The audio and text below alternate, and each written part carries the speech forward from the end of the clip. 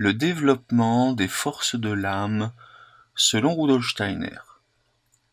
Dans son interprétation spirituelle du conte de Goethe, Rudolf Steiner expose une vision fondamentale de l'évolution intérieure de l'être humain.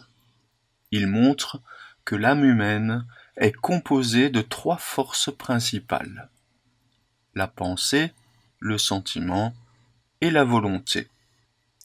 Ces forces ne doivent pas se développer indépendamment, mais en équilibre et en relation dynamique les unes avec les autres.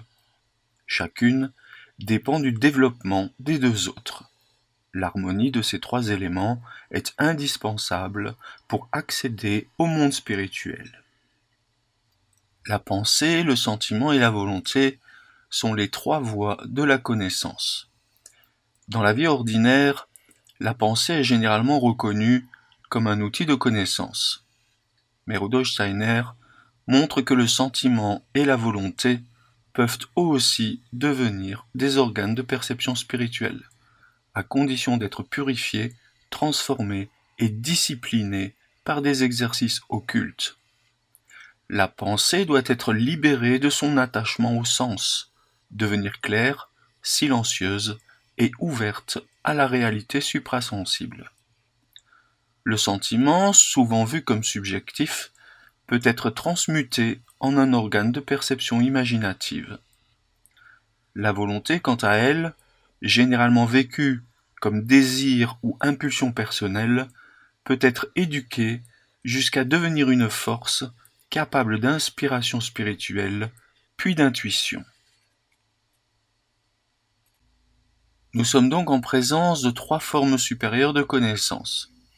Rudolf Steiner décrit un chemin d'élévation spirituelle en 3 étapes, chacune liée à des forces de l'âme transfigurées.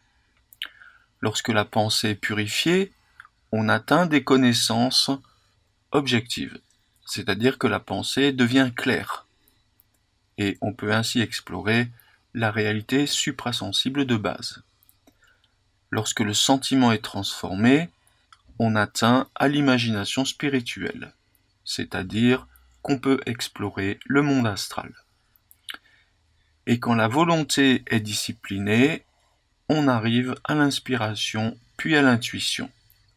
On peut ainsi explorer le monde du Devaran, c'est-à-dire le monde spirituel supérieur. Donc par la pensée, on entre dans la science de l'esprit, par le sentiment transformé, on perçoit des images symboliques non issues de la mémoire ou du rêve, mais du monde astral réel, et par la volonté élevée, on perçoit les harmonies du monde spirituel, ce que Steiner appelle l'expérience du Devaran ou l'harmonie des sphères. Tout ceci nécessite une discipline intérieure afin d'être amené vers une connaissance vraie. Ces transformations ne sont pas immédiates ni spontanées. Elles demandent des exercices constants, une discipline intérieure et une volonté éthique forte. On n'accède pas au monde supérieur par simple émotion ou rêverie. Ce que l'on ressent ou pense spontanément dans la vie ordinaire reste beaucoup trop subjectif. Ce n'est que par une intériorisation consciente et structurée, hors des sympathies et des antipathies personnelles, que le sentiment et la volonté deviennent des instruments objectifs pouvant entrer dans les mondes de l'esprit.